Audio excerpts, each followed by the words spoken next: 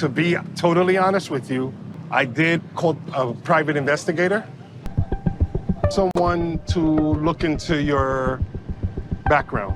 Riley, aka the King of Kill Feelings, strikes again, and this time with a devastating blow. I mean, there's honesty, and then there's honesty.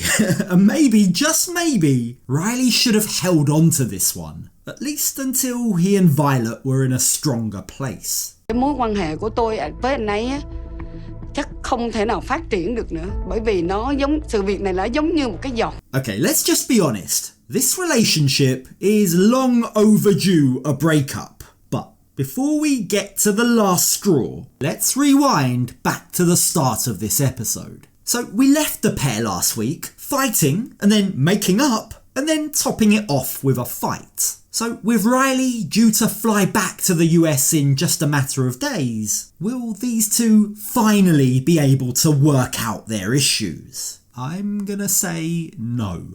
I've put 2 years into this relationship, and I understand that sometimes it's going to be tough and you got to work through those hard moments.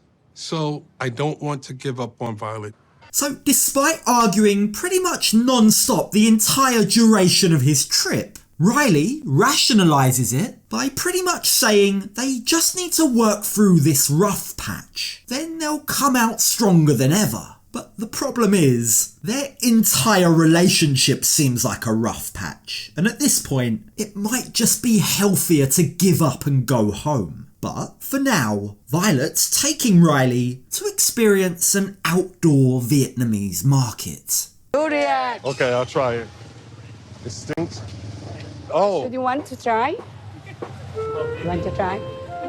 I'll try it, a little piece. Riley's clearly a brave man, because for those of us that haven't been raised on the unique flavours of durian fruit, the smell is often described as similar to rotten vegetables or sewage. But the fruit itself is actually meant to be quite nice, so I've been told. But Riley seems like he's working really hard to earn some brownie points with Violet, and she knows it. Just look at her smile. She's loving what's about to happen. Well, you try it. Okay, so we can move on. You don't like? Kudos to Riley for giving it a go, but that's where his cultural respect kind of ends. Now, we've seen that Riley's come to Vietnam quite blind to the culture, and sure, while he's been willing to learn, he's also accidentally been offensive a few times. So, as he and Violet sit down, she explains to him this is the market she and her mother come to every single day. And once again, Riley seizes on the opportunity to put his foot in it. I'm sorry. There's a lot of smells here. Not feeling well now. It's like... So Violet's trying to explain just how important this market is for her family, and Riley's just complaining about the smell. It's a bit inconsiderate, isn't it? I mean, Violet looks genuinely hurt. She looks upset by his response. Either way, Riley seems to think that breathing into the towel that he's been wiping up his sweat with all day smells better than the market. So each to their own. Thời gian còn lại cho anh ấy trước khi anh ấy rời đi. Nhưng thực sự rất là khó khăn bởi vì anh ấy luôn luôn phá hủy những cái khoảnh khắc tốt đẹp nhất của chúng tôi. Ah yes, what was the nickname she gave him again? You are the king kill feeling. Tôi cảm giác là Riley giống như là một cái dũng sĩ mà diệt cảm xúc, một cái người mà diệt cảm xúc. Okay, so that is a hilarious nickname. But it's not exactly fair of Violet, is it? Sure, Riley does have a habit of killing the mood. But at the same time, just because Violet doesn't want to talk about real issues like why she bombarded his dad with over 100 text messages insulting him, that doesn't exactly mean that Riley's out of line for asking. What it does mean, however, is he might need to pick his timings a bit better. But we'll get back to that shortly. Right now, Violet sees Riley as a negative person. I don't know why in the heart always think the bad thing. I talk to honest, but I think You don't believe me. Yeah, I think we'll need to agree to disagree on this one, Violet. Like, I'm not exactly sure that she's been honest with Riley. She certainly hasn't been open and forthcoming with answers to his questions. But she is right that Riley always seems to think the worst of every situation. The man is very highly strung. He can't seem to just ever enjoy the moment. I don't know what happened with you with your ex and make you hurt so much. You want to know what happened with my exes that makes me like this? It's kind of crazy to think that Violet and Riley have spoken about her moving from Vietnam to the US to be with him, but they've never spoken about the cause of his trauma, the reason why he's so suspicious around women. Like, seriously, what have these two even been speaking about over the phone for the last 2 years? How is she only just now thinking to ask about this? I went to visit her, and I came into her house, and there was a guy in her closet. And I knew the guy. I knew him. So I don't trust. This has clearly had a very lasting impact on Riley. Just look at his eyes as he recounts the story of the man in the cupboard. I knew him, he says. And that look in his eyes is genuinely frightening. But at least now, Violet knows why Riley's like this. The man's trust was seriously broken, and now he finds it impossible to trust again. I don't trust anyone, and especially I don't trust women. So you made a bad love.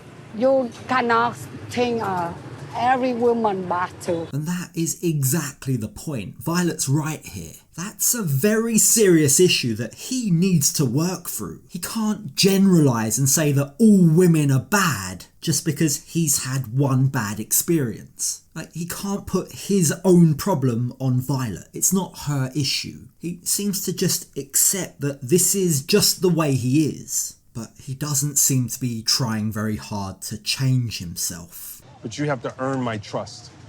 But the only way that I can help you earn my trust back is by me asking questions. This is a clear example of Riley taking no responsibility for his behaviour. He's put all the emphasis on Violet to earn his trust. But why should she have to do that? Why should he not have to earn her trust back? It's like with the promise ring that he got her from earlier this season. This is not a wedding band.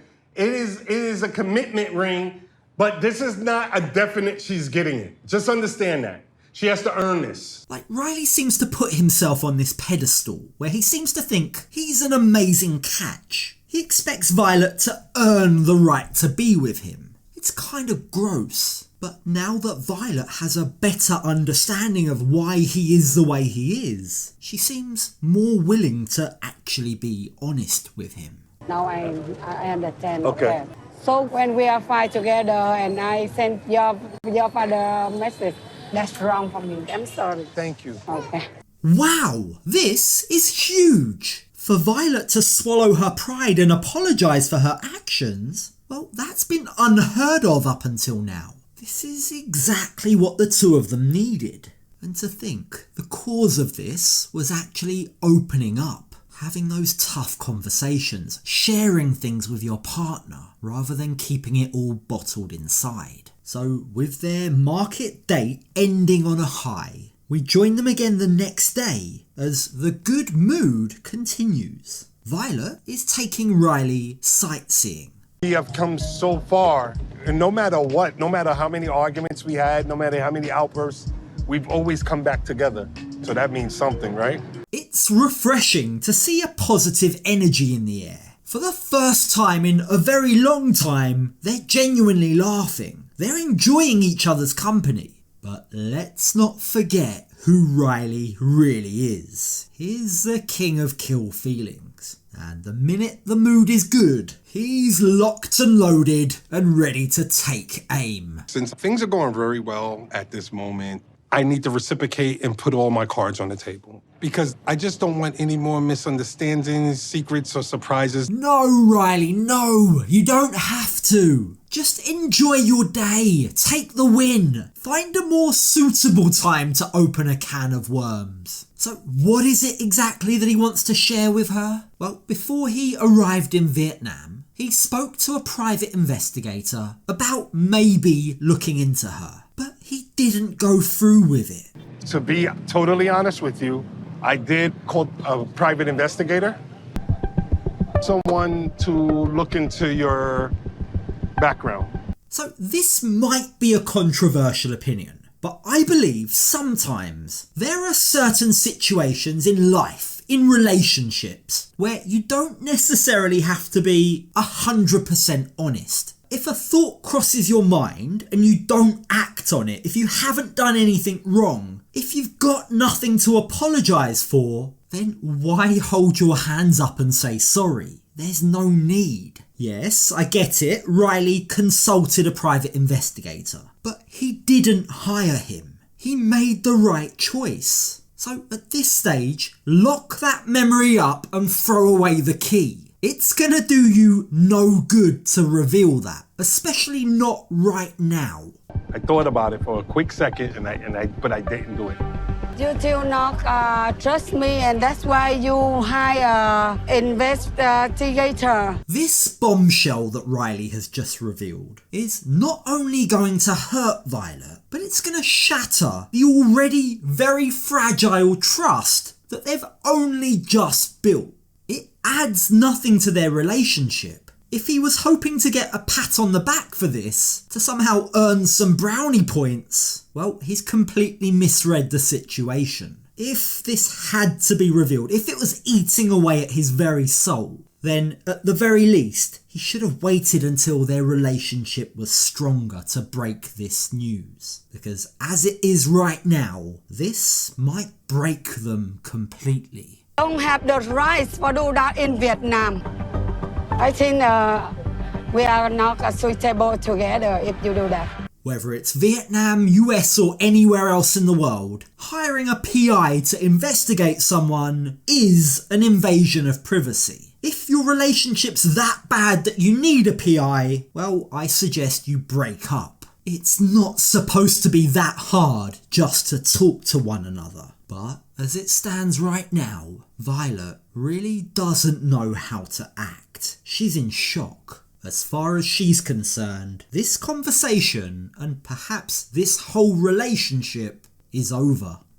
I understand that in your country it's considered disrespectful, but it is a common thing in my country. In my country, with my culture, it is something that we do. What? Riley, what? It is not the norm to hire a PI to look into your significant other. I don't know what world he lives in, but by doubling down and saying it's a common thing to do in the States, Riley is really just lying in order to soften the blow. But if he's going to do that, if he's going to lie, then he might as well have just not told her in the first place. That was my whole point, that I never did it. I believe if we could communicate properly, that we could solve any problems. We could accomplish anything together. At this stage, Riley's just talking to a brick wall because Violet has well and truly tapped out of this conversation. If he's hoping that Violet might smile and tell him that it will all be fine, if he hopes that she might say she's proud of him for the choice he made, well, he's got another thing coming. Cái mối quan hệ của tôi với anh ấy á, chắc không thể nào phát triển được nữa, bởi vì sự việc này là giống như một cái giọt nước mà nó tràn ly. I get it. I totally get it. It would be the last straw for anyone. So with everything that's gone wrong on this trip, at this point, surely it's easier just to be single. So as Riley desperately tries to plead his case, desperately tries in vain to try and get her to say it's okay, the truth is, Violet has come to the same realisation. She realises her life is better off without Riley. Just be quiet now. Yes, ma'am. Don't talk anymore. Yes, ma'am. Is Riley joking right now? That sarcastic yes ma'am, the smile on his face as Violet is left dealing with what he's just revealed, makes it even more clear, if anyone needed any more proof, that Riley really can't read the room. And that's precisely why these two can never be on the same page.